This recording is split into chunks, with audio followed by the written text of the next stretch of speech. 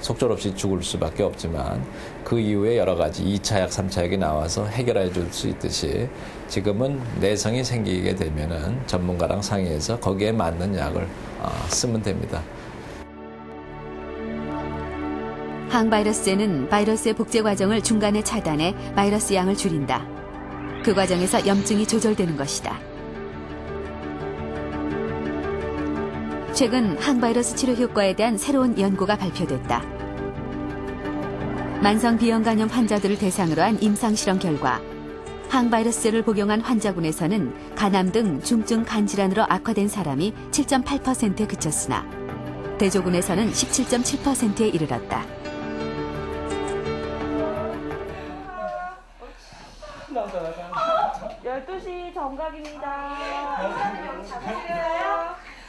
만성 간염이 간경변, 간암과 같은 심각한 간질환으로 악화되지 않도록 관리하는 것보다 더욱 중요한 것은 사전에 간염 자체를 예방하는 것이다. 정부는 지난 95년부터 신생아의 B형 간염 백신 예방 접종을 의무화하고 있다. B형 간염 예방 접종인데요. 출생 직후에 24시간 이내에 주거든요. 아이가 태어나면 생후 24시간 내에 1차, 그리고 1개월, 5개월 후에 각각 2, 3차 예방접종을 해야 한다.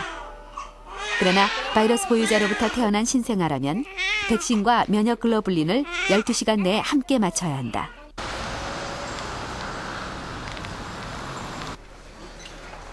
일반적으로 B형 간염 바이러스 보유 산모들은 감염을 우려해 모유 수유를 기피하는 경우가 많다. 과연 신생아 예방접종을 하면 바이러스 보유 산모는 모유 수유를 해도 괜찮을까?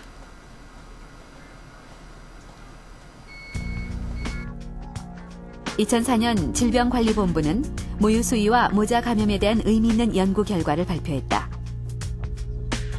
보유자 산모를 대상으로 한 이 조사 연구는 모유와 분유를 각각 수유한 신생아의 백신 접종의 실패율을 비교했는데 오히려 모유 수유군에서 실패율이 더 낮게 나타났다. 그 주상기 예방 조치에 있어서의 그 감염되는 그 첫 시기는 그 분만 당시에 어떤 그 오염된 산모의 양수라든가 아니면 혈액이라든가 그런 거를 그 신생아가 접촉함으로써 그때서부터 이제 시작이 되는 건데 그거에 비하면 모유에서 나오는 그런 그 바이러스 농도라든가 숫자라든가 이런 거는 굉장히 미미하기 때문에 그렇게 크게 영향이 없고 그 다음에 다른 여러 나라의 그런 연구에서도 그 모유 수유를 하더라도 그 위험이 증가되지는 않는다 그런 뭐 연구들이 있습니다.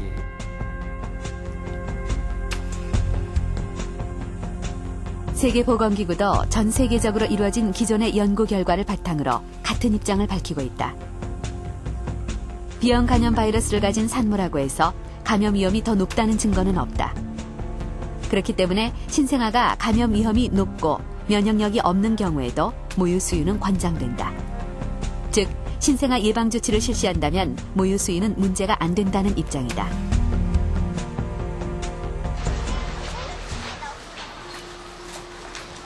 신생아 의무 예방 접종 이후의 조사대로 과연 학생들의 감염률은 줄었을까?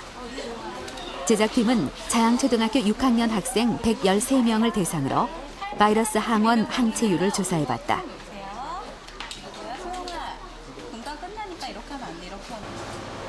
항원 양성은 바이러스가 몸속에 들어왔다는 것을, 그리고 항체 양성은 면역력이 생겼다는 것을 의미한다. 예상대로 바이러스에 감염된 학생은 한 명도 없었다. 그러나 항체가 생긴 학생은 37%에 그쳤다. 항체가 없는 63% 중에 과거에 간염 예방 접종을 한 것이 확실하지 않은 친구들은 지금이라도 예방 접종을 하는 게 바람직하겠고요. 그 후에 항체가 있는지 없는지를 한 번 더 검사를 하는 것이 바람직하겠습니다. 이제 만성 간염에 대한 인식의 변화가 필요하다. 전문가들은 만성 간염도 고혈압과 당뇨처럼 평생 꾸준히 관리하면 극복할 수 있다고 조언한다. 또한 병에 대한 오해와 편견을 줄이고 간염을 제대로 치료하기 위해선 자신의 병을 알리는 용기가 필요하다. 마지막으로 그 어떤 간염 치료보다 더 중요한 것은 간염 예방 접종을 통해 간염 자체를 사전에 예방하는 것이다.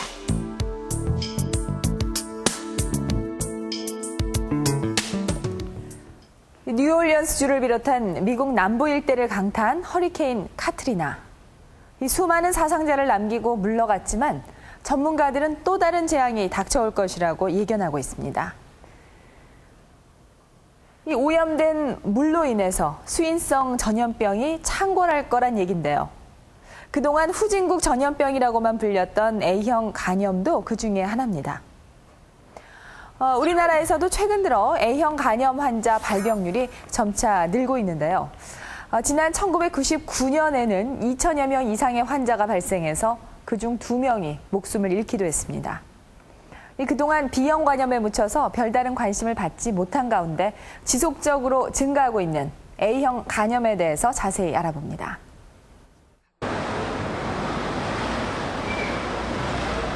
올해 33인 권순돈 씨. 타고난 건강 체질로 잔병 치레가 거의 없었던 그는 지난 5월 A형 간염에 걸려 닷새간이나 병원 신세를 져야 했다.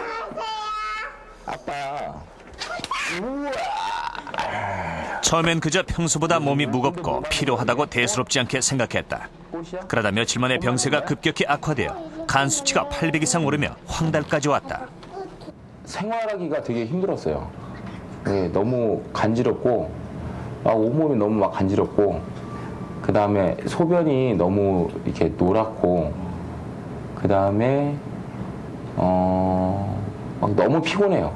그냥 그 병이라는 생각보다는 그냥 좀 많이 이렇게 지쳐서 좀 힘들구나 하는 그런 생각을 했지 병이라는 생각은 안 해봤거든요. 특별히 이렇게 아파가지고 뭐 병원이나 약국 간 적이 별로 없어가지고 눈이 뭐 노래지고 소변 색깔이 진짜 거의 주스색처럼 그렇게 진하게 나오는데도 괜찮다고 그냥 똑같이 뭐 회사 가고 오고 이래가지고 걱정 그렇게 많이 하진 않았었거든요.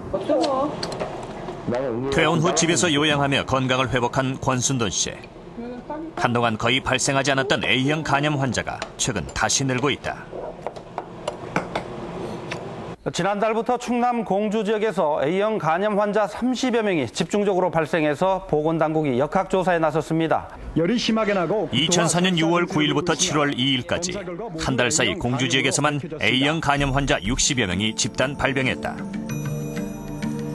역학조사 결과 전체 환자의 60%가 같은 음식점을 이용한 것으로 밝혀졌다. 또한 음식점 종업원 2사람도 A형 간염 환자임이 드러났고 주방과 화장실이 가까워 오염된 물을 사용했을 가능성도 제기되었다. A형 간염은 입을 통해 감염되는 급성 전염병으로 환자의 변에 오염된 식수나 식품을 통해 옮겨진다. 특히 덜 익힌 음식을 통해 전파될 확률이 높기 때문에 다른 계절보다 여름철이 더 취약하다. A형 간염 바이러스에 오염된 음식을 먹을 경우 바이러스는 환자의 몸에서 약 4주에서 7주 정도의 잠복기를 거치게 된다. 이 기간 동안 간에서는 간세포 파괴가 진행되는데 이후 바이러스는 담도를 거쳐 대변을 통해 몸 밖으로 배출된다. 전문가들은 증상이 나타나지 않는 잠복기에 오히려 전파력이 더 강하다고 한다. A형 간염에 걸린 환자들은 고열에 시달리며 식욕 감퇴와 복통, 설사 증세를 호소한다. 보통 일주일 정도 입원 치료를 요하고 있다.